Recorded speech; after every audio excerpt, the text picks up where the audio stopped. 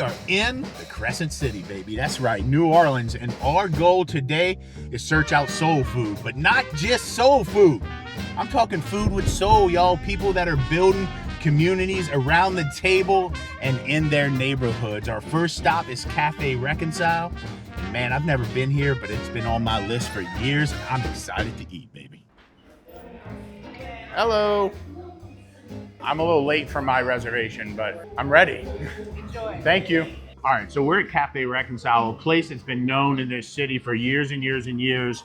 A great soul food, kind of New Orleans style menu, but what I'm really interested in is the business model here. When I say business, I mean that this restaurant employs interns from the city of right around the high school to college age, and they come here to train in the front of the house, in the back of the house. These are men and women that may not exactly know what they want to do in college or what they want to do for a career. Maybe sometimes, thank you, Kyle. Maybe sometimes that leads them into working in food and beverage. Maybe it doesn't, but this is the type of place that builds community, not just with the what's on the table, but with the people that work here, with the customers that come in and out and support this business. I'm gonna do a leg quarter, smothered chicken. And I get one side, right? Yeah. Juan, I'm gonna let you help me with the side because all of them look good. Collard greens, that's fresh collard greens. A sweet potato crumble and a collard green. I can't pass up a collard green crumble. Not in this city, at least.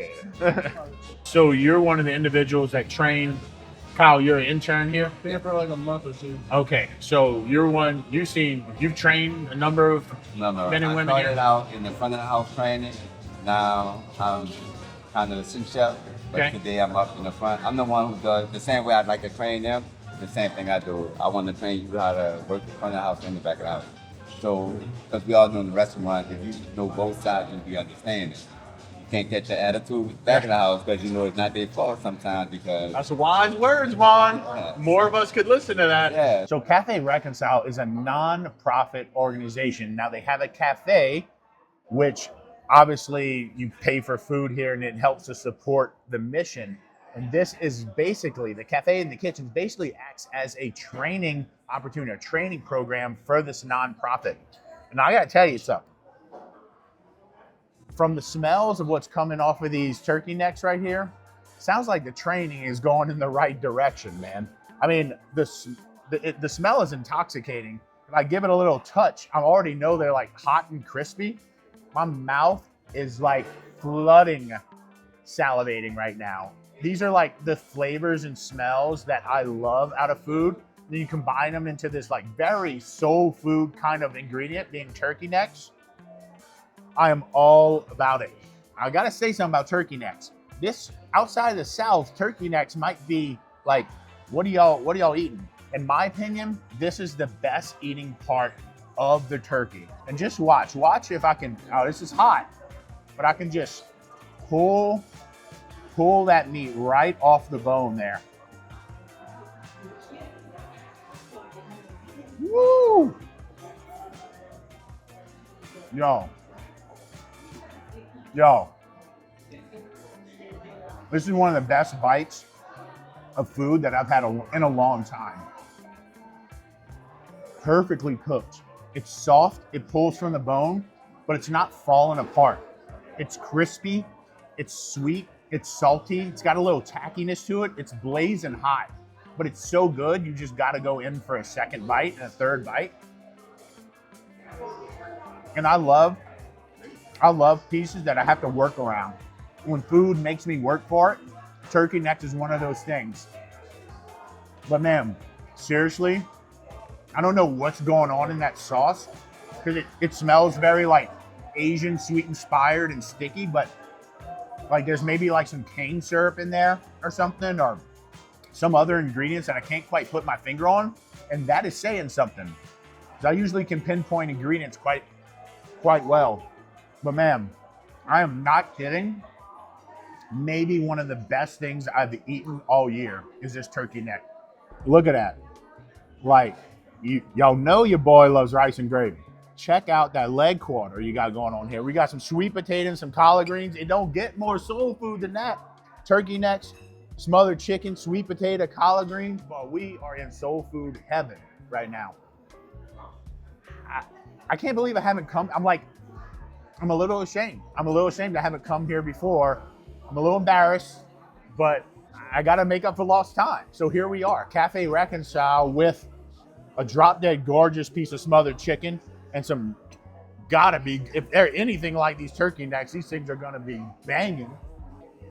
I'm gonna just snatch that oyster right there, dip it in that gravy.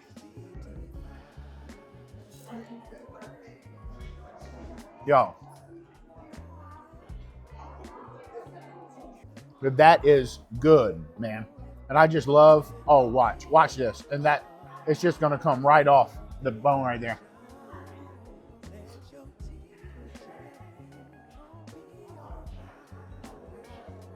Food with soul. Not just soul food. Food with soul. And it don't matter where you come from or what you cooking. You may not be making soul food, but you can make food with soul.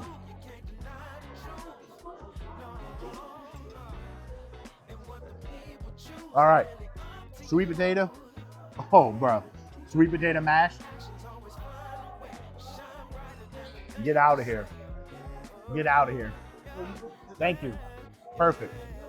Creamy, sweet, not overly sweet.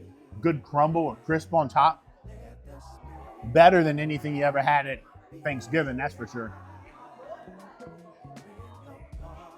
I mean, it's just banging. It's just hitting everything right now.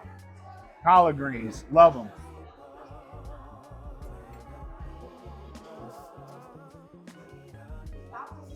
Love the vinegar in there. Pork's cooked soft. Collard greens are tender, washed nice, cut nice. You can see even the bigger stems are just tender, fall apart. That's how you want them. Man, these are maybe the best collard greens I've ever had. Better than my own.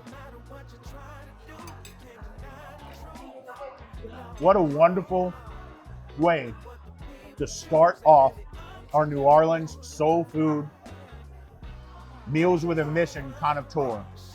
Really a place putting amazing food on the table, doing amazing things in the community, and really hitting on all cylinders. I'm definitely coming back. If you're in New Orleans, you might want to think about skipping all the eater lists and where to eat lists.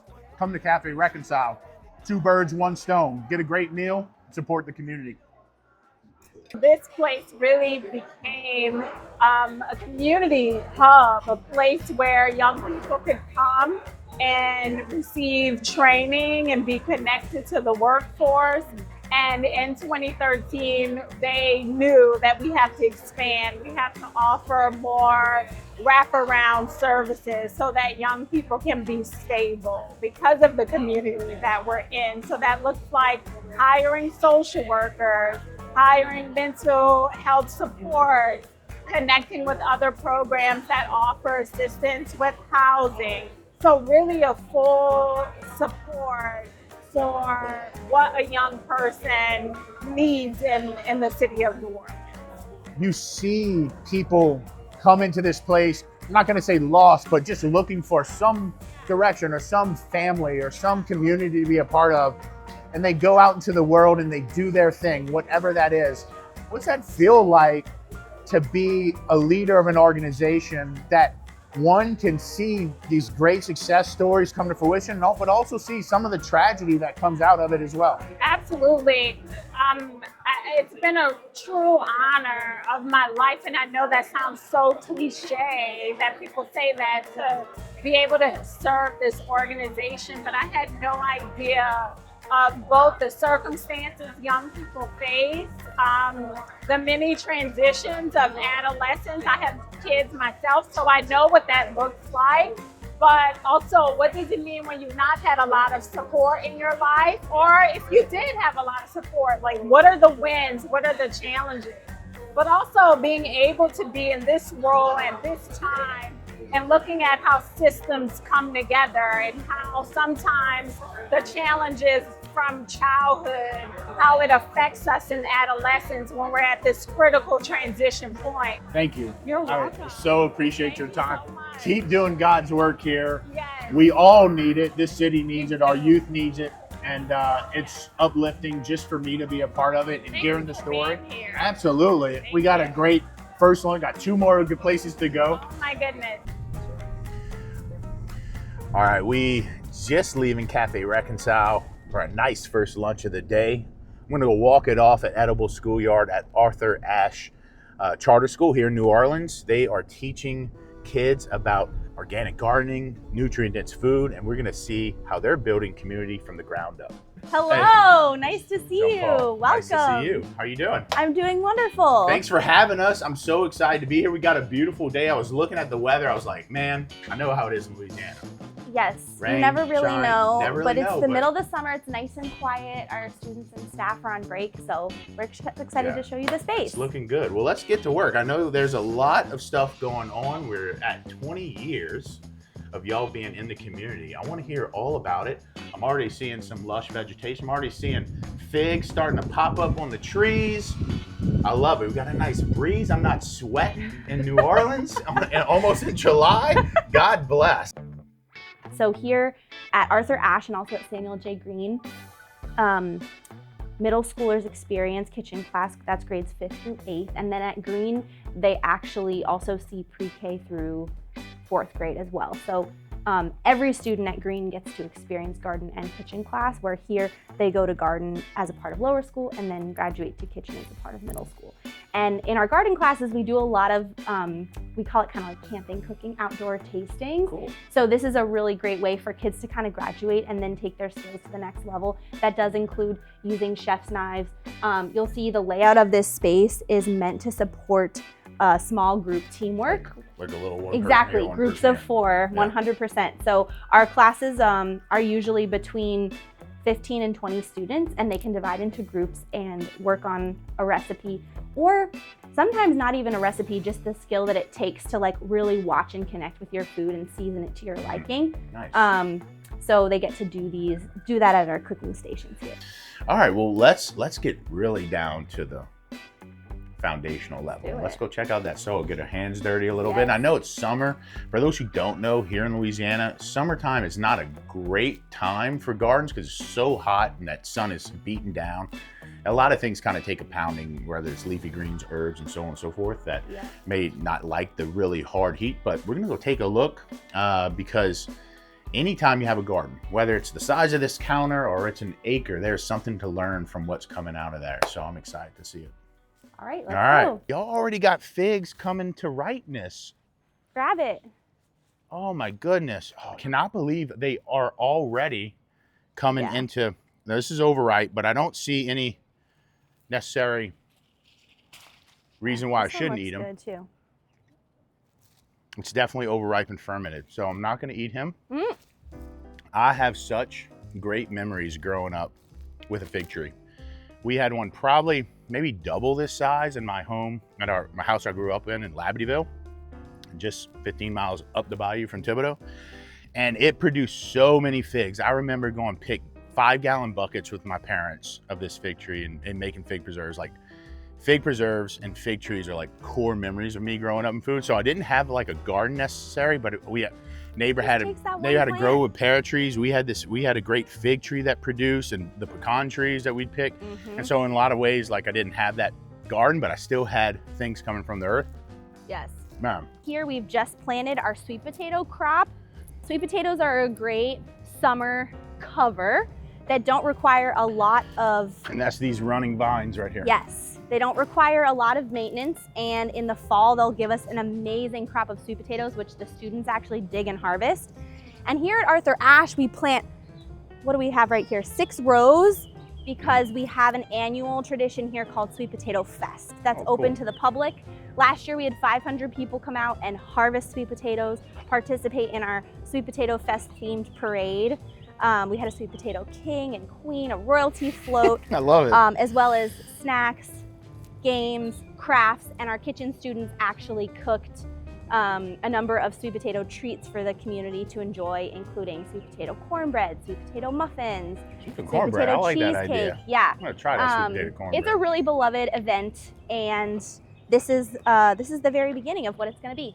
But starting in 2006, Hurricane Katrina, Alice Waters, you know, she's already had Edible Schoolyard up and running in Berkeley. She comes here, and of all places, says New Orleans is going to be the next spot for an Edible Schoolyard. Yes. Like, you weren't around for that time. I wasn't around. I have an amazing legacy of teachers, leaders that I'm trying to do right by in my tenure as a leader here. But yeah, I mean, that was a really special time, and it really just started with Samuel J. Green. The garden was a no-brainer. Like, it was really quick and easy to put that in, and then eventually they had to outfit the kitchen in the school building, and eventually sort of a couple years down the line, we added our other 3 schools. And now it's something that every first line student can experience, whether it's as a part of the enrichment program or coming out to the garden on a family food night or a family garden day. Our 3rd and 4th graders experience what we call market to table, where they go to the farmer's market, shop off of a list with little wooden tokens, and then come back to school and prepare a dish with a professional chef. Nice. So a little bit different from Iron Chef, but still making that full circle connection between the many ways that we can grow food here at school and also farmers in the community, and then actually eating those ingredients. So 20 years, Alice Waters, again, kind of the foundational moment after Katrina. But you've had other chefs like Emeril Lagasse, Leah Chase being the queen of Creole here in New Orleans. What has that been like working with people? I mean, those are icons, not just in New Orleans, and the food vernacular and culture of America here.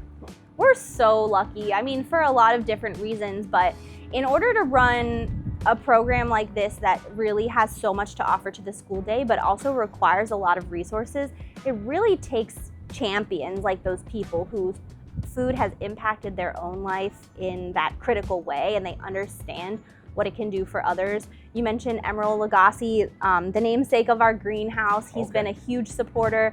Leah Chase and her son, Duke Chase, their restaurant is located right across the street from one of our schools. So we've done like a whole unit on her life and her activism.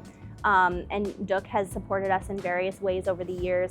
We had some students from our Green Kitchen program visit Leah when she was still alive. And I think for a lot of students, it's just about like really looking and knowing and seeing what's around you, especially in a city like New Orleans. And a lot of kids, when we would talk about Leah Chase at Wheatley, they'd look at the sign and go like, I walk right under that sign on my way to school. So just bringing that extra awareness and knowledge to their day-to-day. Yeah. This is some cover crop in here. I think we have cowpeas going. Is this like the biggest mint plant I've ever seen? This is lemon verbena. Lemon verbena. But another great herb. Yeah, an ingredient in one of our family's favorite tea mixes. Yeah. So at back to school night or open house, we'll set up a little table and families can try or experience. So fragrant for those who've never had lemon verbena. It's got like a little bit of like a yellow starburst kind of feel, except much more brighter and much more natural flavors. Excuse me. If you're not familiar with mint, it grows like wild once it's planted. Wild. And it looks like this one is no different. And we have about one 150 leaf stuck. One leaf in my one little tiny piece. We have on average like 150 kids come through the garden every day. So, I mean, we do our best to keep up with really interesting and delicious fruits and vegetables. But at the end of the day, plants like lemon verbena and mint are those plants that kids know are always going to be there and they can always harvest from. And that's such an important part of our class culture, that students see the garden as a place where they can get an enjoyable snack or just have a little aromatherapy moment. Yeah. It's so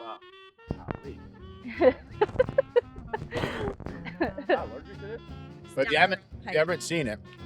It's just, it almost looks like a mint leaf. It's got a really really interesting kind of like leaf structure to it, but super fragrant. I mean, just passing by it, you can smell this verbena. And if you just kind of let those oils come out on your fingers, I mean, it is unbelievably fragrant, which is why so many people use it in things like desserts and such. Thank you. First of all, thank you so much for letting us in. I know, you know, school's out, things are happening, life is busy, but you've taken some time to show us this part of this garden at Arthur Ashe, and I really appreciate that. I get a lot of really good sense of what's happening here on a daily basis, but I'm super curious. And again, this is more like me becoming a father in the last 5 years and thinking about my own sons as they grow into this world and grow into an ever-evolving climate of all the things, right? Everything. Where do you see these kids? And like I said in the beginning, there's a sense of jealousy from me that they have an opportunity to really connect with food in this way at a young age. Yeah. And I had my own ways. I'm not downplaying that at all. But this is just a whole different game in terms of fundamental understanding of where your food comes from. What do we envision 20 years from now, the students that are here today carrying on these different foundational learnings into the real world? Because sooner or later they're going to be out of that 8th grade, that middle school, going into a world, they become young adults. How do they take what they have here and implement it into a life that is much grander and bigger than just those first very important years, you know? So that's a great question. Yeah, I'll start there. I mean, at the baseline, for a student who comes through garden or kitchen class for a day or all 8 years of their time with us at First Line, we really envision kids who have a positive relationship with food, and that can look a lot of different ways. I think for some of us adults who are teaching and running the program now, we've done some of that positive relationship building retroactively, and we really just want to provide those experiences where kids can have joy, eat nutrient-dense food that tastes delicious. That was a big gap for me as a kid. That I really had a hard time building a relationship with nutrient-dense food for that reason. Like, food should taste good at the very baseline. And so not only creating moments where kids can eat that food, but then know how to make it for themselves and just have a bigger awareness about where food comes from. Yeah, I love it. Well, amazing. Thank you so much for showing us around. For those who are interested in Edible Schoolyard, whether it be here in New Orleans or elsewhere on the campuses across the country, I'm going to put a link in the description of this video. Go click on it, check it out, read a little bit about what Charlotte and their team is doing here in New Orleans. And also, if you're looking for other ways to donate, you can also go check out DawsonKnives.com. I just built a chef knife with that team over there. 10% of that profit goes to the Edible Schoolyard here in New Orleans to assist in whatever they need. I mean, the money is there to use for whether it be soil or watering cans or ingredients for the classroom, whatever. There's tons of ways to connect, not just with this school here, but in other schools across the country. So if you have an Edible Schoolyard in your hometown, it might be worth going check out, learning more about it, and just getting involved in whatever it is. They're building an amazing community here for the future. They have been for 20 years. So again, thank you for being a part of this video. Man, that was fun getting to learn a little bit about the Edible Schoolyard. I've read a lot about it, but it's nothing beats getting your hands into the garden, into the soil, and talk and shop with people on the ground. But now it's time to head over to Toups Meatery. The chef there, Isaac Toups, has a really, really great restaurant, which we're gonna get some food from there. But what I'm really interested in is his program, Toups Family Meals, meant to provide families, especially children who have food insecurities where they might not know where they get their next meal. Toups Family Meals helps provide that. But we're gonna let Isaac talk about it. He's from Rain, Louisiana, the frog capital. Represent Rain. Woo! I don't know why I did that. It just felt right. Love Isaac, but I'm really excited to get to talk to him and talk about Toups Family Meal.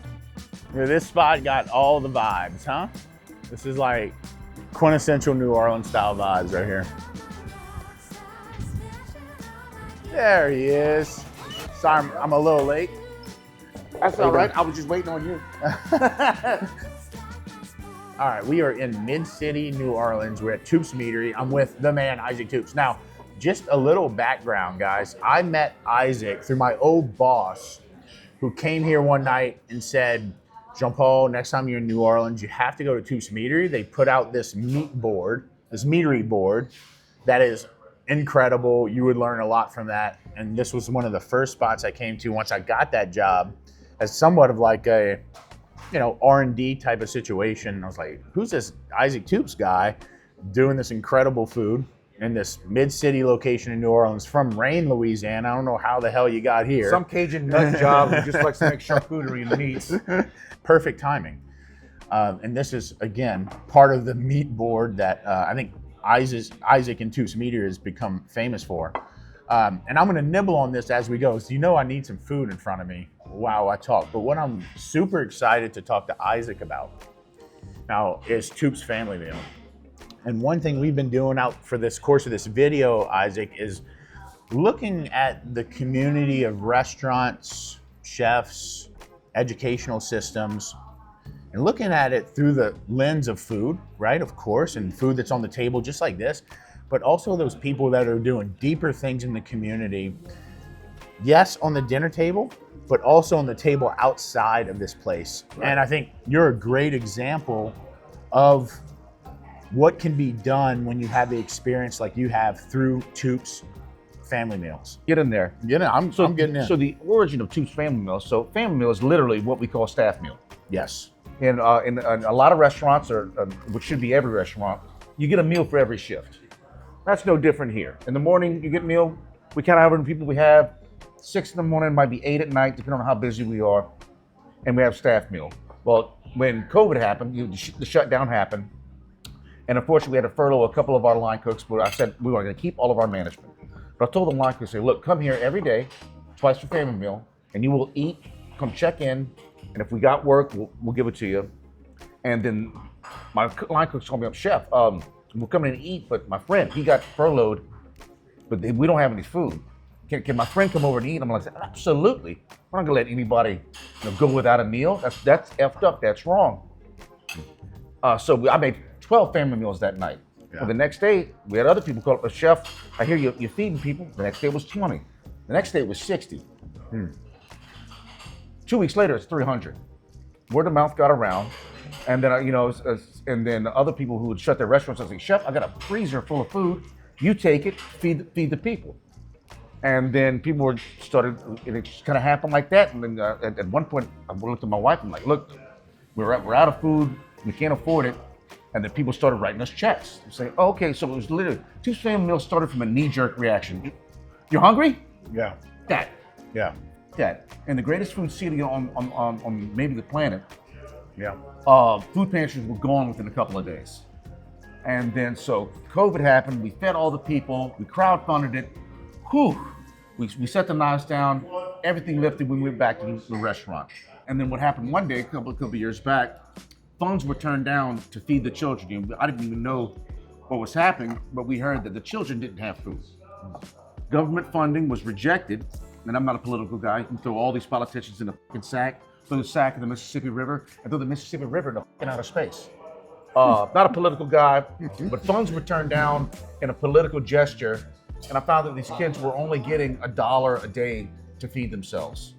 And I said, well, who can feed themselves on $1 a day? That's messed up. So we cranked Family Meal back up. And then we started crowdfunding again, and we started feeding children again. Basically, when children are out of school, they don't get a breakfast and a lunch. It's true. And when I tell you that the kids are hungry, Yeah. Fire erupted. Mount Vesuvius started boiling me. So I started cooking, and luckily my wife, who's a little more level-headed and a lot more intelligent than me, started crowdfunding it. And I might be the face of it, but my wife, my general manager Molly, and everybody that here that works at Toups Meatery, and a lot of people that help us out, they're the nuts and bolts. My barflies help me out every family meal. I got my guys, my little crew. We feed the children of New Orleans. So how does a family, how does a child, how do you get signed up? How do you know where you're sending food? Like who's doing all this? We put it out on the internet that we are feeding people, and it's just a sign-up sheet. And the unfortunate thing is that we have to have a cutoff space. Because if you see the kitchen, it's a small kitchen. We have a small prep area in the back. There's only so much we can do. So we picked a number that we can do comfortably. We picked a number that we can do slightly uncomfortably. And to just do as much as we can. But the sad thing is that it's still a small drop in the bucket of the people who have food insecurities. There's definitely people that are going to watch this video that resonate with what you're saying, that believe in your mission. How can they be a part of what y'all are building here at Toups Meatery? Well, if you want to be a part of Toups Family Meal, so many things you can do. Reach out online, all social medias, Toups Family Meal, Venmo, PayPal. If you want to donate, if you can't donate, come eat. If you can't come eat, come help volunteer. You can't make it over here and volunteer, go to your neighbors. If you see something, if you're out of town, if you're in France, Italy, Pitkin, Louisiana, I don't care where you're from, you see something, you do something. That's one of our mottos. You see something, do something. It doesn't have to be here. It doesn't have to be with Toups Family Meal. It could be in your own town. It could be your next door neighbor. It could be that family across the street with a single mother. You help them out. That's more important. Actually go and do something. Chef, hey, thank you for spending this time with us. Yeah, brother. And thank you for what you're doing here in the city of New Orleans. I know there's 300 kids on Wednesday that are going to be happy to see that box at their doorstep, knowing they got food to eat. It warms my heart to know you and to know that there are still people, even if they don't get the credit, that are caring for their community in and around their space, their businesses, and so on. So I appreciate that. Thank you. All right, we just finished up with Isaac at Toups Meatery. I love to hear about what he's doing in the community and at his restaurant at Toups Meatery. Now we're on to Little Dizzy's, a neighborhood spot in the Tremé neighborhood. This space is a cornerstone restaurant in New Orleans, especially when it comes to soul food. Miss Arkisha's waiting on us, so I'm looking forward to getting there and trying it for the first time. Welcome to Dizzy's. Welcome to Dizzy's. How you doing today? I'm good. Well, welcome in. Thank you. Welcome to Little Dizzy's Cafe. We're known for our gumbo, fried chicken, po' boy, seafood, and sides.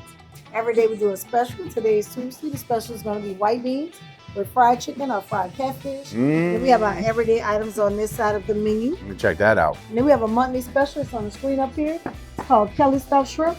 3 stuffed shrimp with a crab meat dressing, deep fried with a sauce on top. Good golly. All right. Come see a little closer. Come see a little closer. Happy Tuesday. That day it is today. White beans and rice, white beans, hot sausage, white beans, chicken. Now what I hear, the fried chicken I gotta get the gumbo I hear too.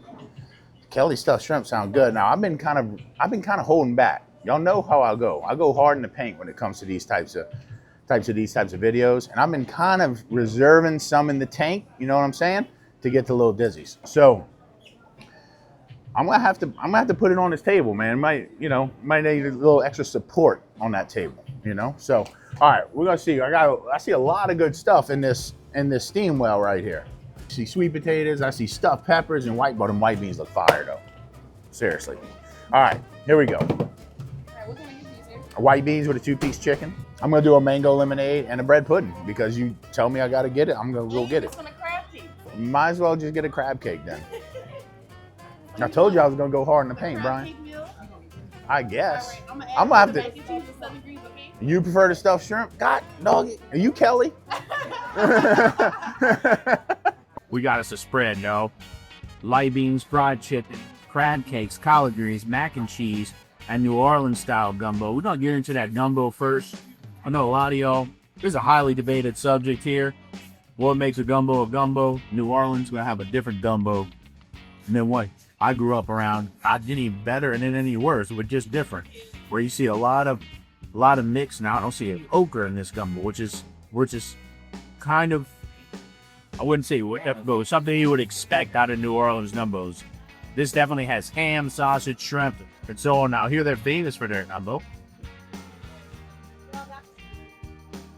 Oh yeah. Now one thing you do get on the New Orleans gumbo is the presence of filet pie.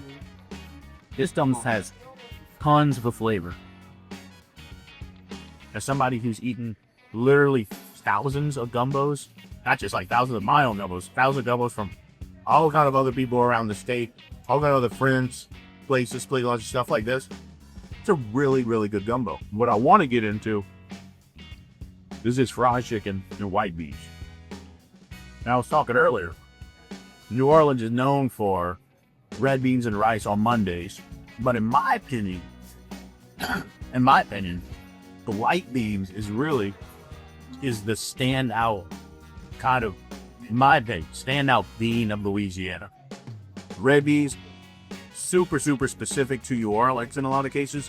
White beans you see across the whole state. White beans and rice with sausage or ham, just like you see here.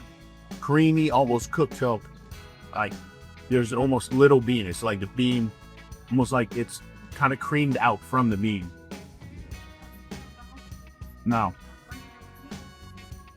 these are spectacular white beans. Smooth, creamy, simple.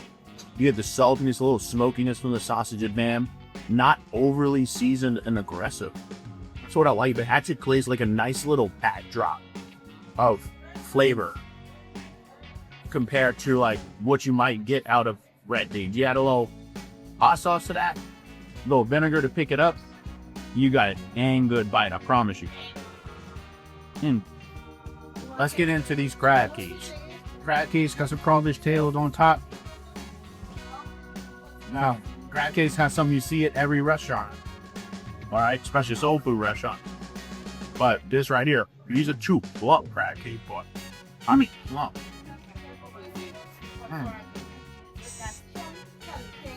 You know, crab cake is good, but I think it's that sauce that makes it. That sauce, garlic, got a bunch of Trinity in it, green onions, parsley, well seasoned. It's cutting through that full crab cake, almost acting as the seasoning, as sauce. So I would say, I'm not sure how that crab cake tastes without the sauce, because it's all over, but the sauce is so good. I don't even want to know how it tastes without the sauce. I love it. It's really good. Mac and cheese. When you think about soul food, I think about mac and cheese, collard greens, some sort of bean and fried chicken. So we're right. We're like right on target right here. You know what I mean? That mac and cheese, that's soul stopping right there. You know, you stop. I love when you get a mac and cheese with that cheese layer on top. That's really good. I said this in a previous Play Punch episode. I'm not a big mac and cheese guy, funny enough. I've eaten a lot more bad mac and cheese than I have eaten good mac and cheese. So when I see one that looks good, I'm on top of. Like white on rice, baby. If I see a good mac and cheese, I'm gonna order it. Now these might be mustard greens. They look a little bit more. Collards will be more leafy, have a little more structure. Where mustards oftentimes have a little more. They kind of shrivel and wrinkle a little easier than a collard. They kind of smell like collard. They don't smell. I'm gonna go with mustards because they're much more soggy than a collard is. But I mean, honestly, this bite right here, that's my favorite bite so far. Love creams. These are done really, really well. These are the ones that really feel like you stick with you for with Blue Day, you know? You feel like you're getting a lot of great, not just nutrition from them, but like this like comfort. Like the epitome of what you think about soul food, comfort food. These greens got it in spades. But grab me a fork and not bite into it right off the bat. But not, oh my goodness, like poke into that chicken, it is just juicy, dog. Juicy. Ooh. What I've already noticed really quickly about this fried chicken, it's not a real thick, coarse batter. Nice and light. It's very thin, whether it's a dredge or a gel kind of thing, or a wet batter, or a combination of both. It's thin. The application is not caked on, and I like that. The chicken really gets to shine when you have an application of breading of this nature.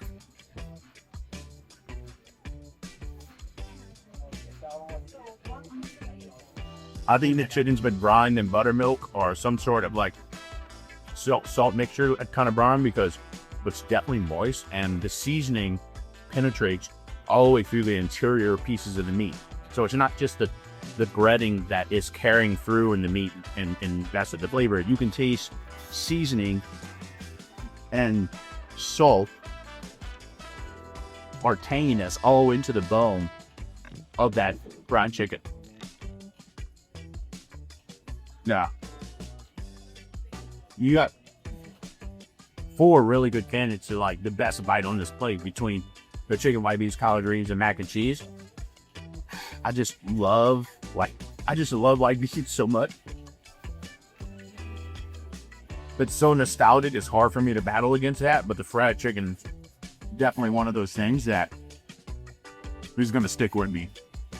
And when people ask me, what's the best fried chicken in the country? What's the best fried chicken in Louisiana? I got to this is up there, no doubt. You know, I've eaten my fair share of bread puddings during these types of videos. You know what I love about this bread pudding? Right off the bat, not overly sweet. Not so much sugar in there, you feel bad leaving the place.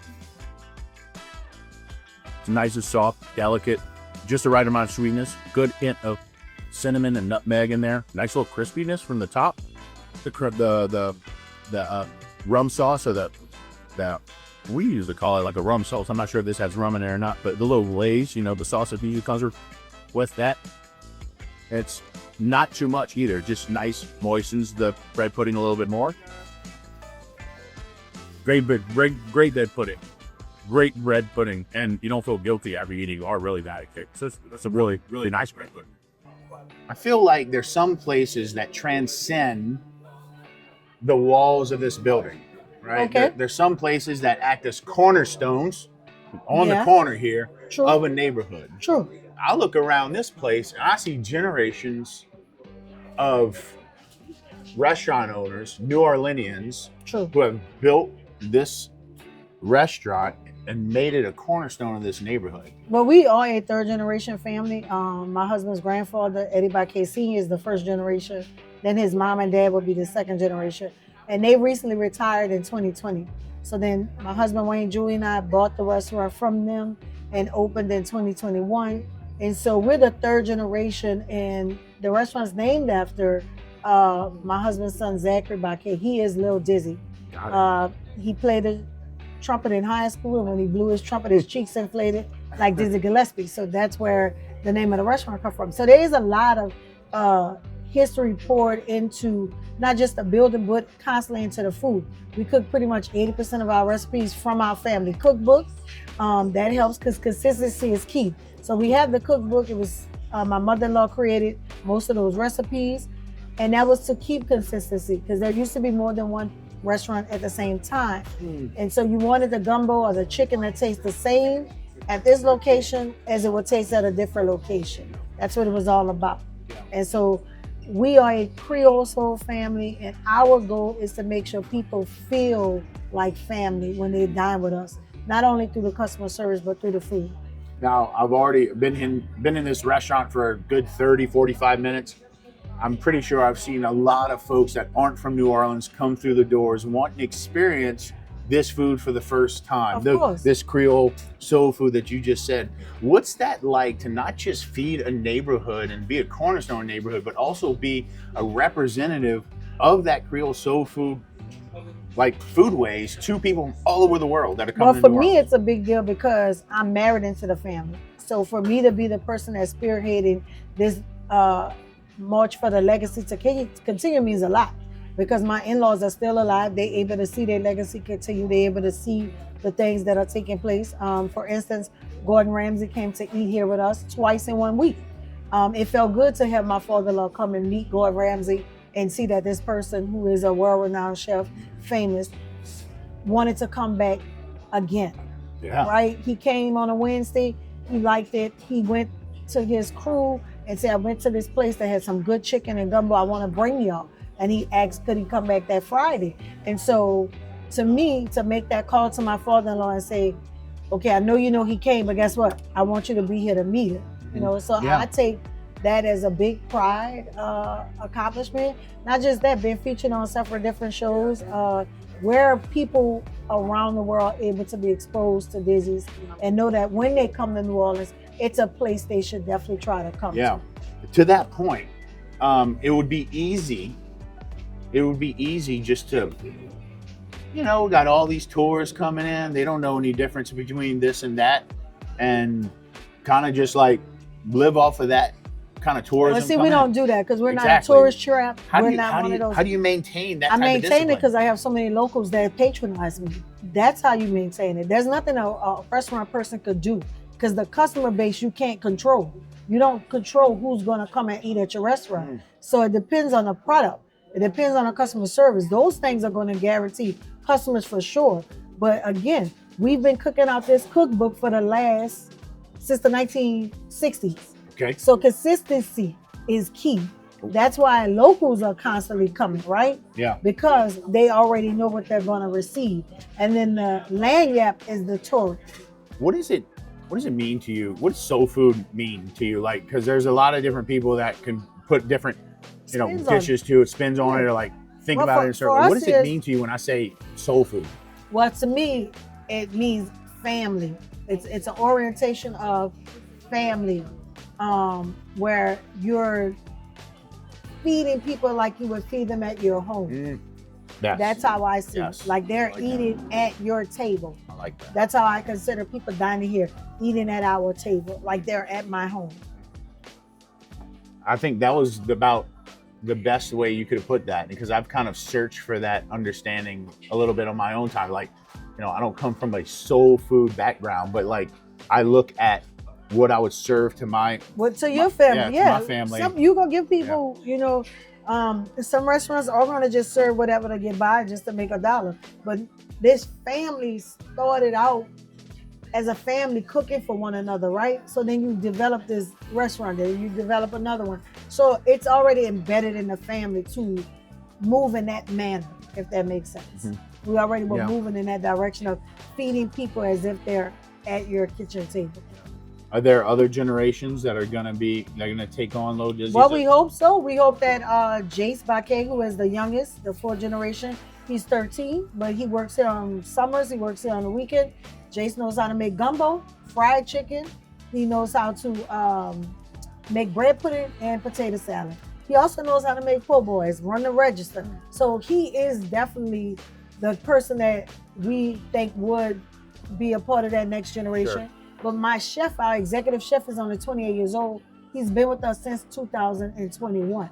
We sent him to culinary school. He graduated valedictorian. Nice. His name is Rashad Duncan. So the goal that my husband Wayne Jr. and I see is that Jason Rashad are going to be taking Baquet's restaurant to the next. Because there cannot be another Baquet restaurant without a Baquet owning it.